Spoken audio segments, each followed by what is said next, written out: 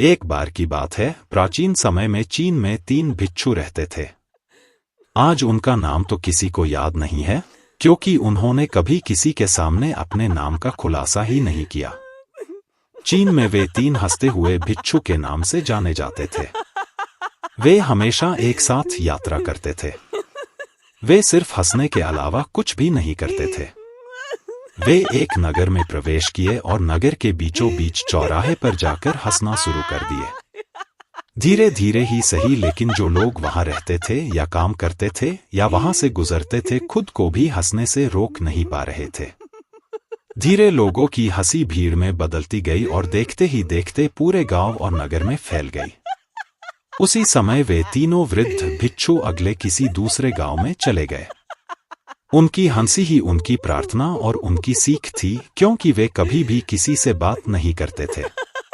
उन्होंने ऐसा माहौल बनाया कि पूरे चीन के लोग उन्हें चाहने लगे।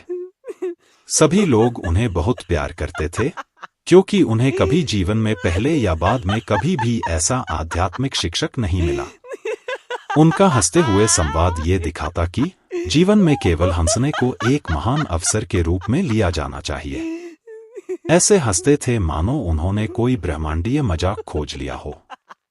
इस प्रकार वे कई सालों तक यात्रा करते रहे और हंसते रहे, और अपनी हंसी से पूरे चीन में खुशियां बिखेरते रहे। चीन के उत्तरी प्रांत के एक गांव में होने के दौरान उनमें से एक की मृत्यु हो गई। लोग सुनकर चौंक गए और दूर दूर से घर खेत को खाली छोड़कर केवल अन्य 2 भिक्षुओं की इस घटना पर प्रतिक्रिया देखने के लिए भागे हुए आए।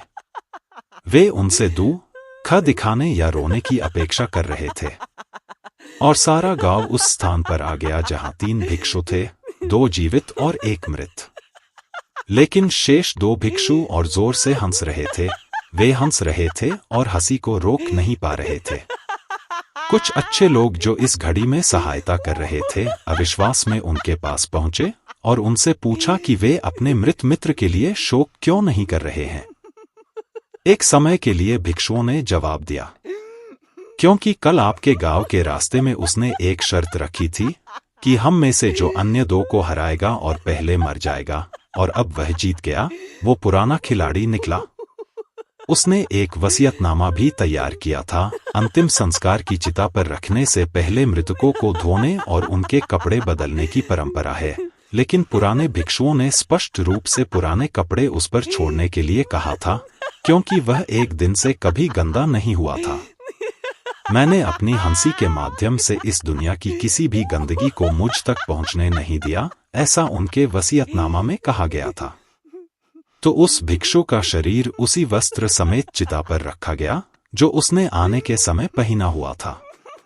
और जैसे ही आग जली, सभी को विस्मृत करते हुए आग उसके कपड़े पकड़ने लगी, और अचानक 100 रंगों की आतिशबाजी ऊपर नीचे और चारों दिशाओं में धधक उठी। और अंत में वे लोग जो वहां इकट्ठे हुए थे, उन 2 बुद्धिमान व्यक्ति की हंसी में भी शामिल हो गए।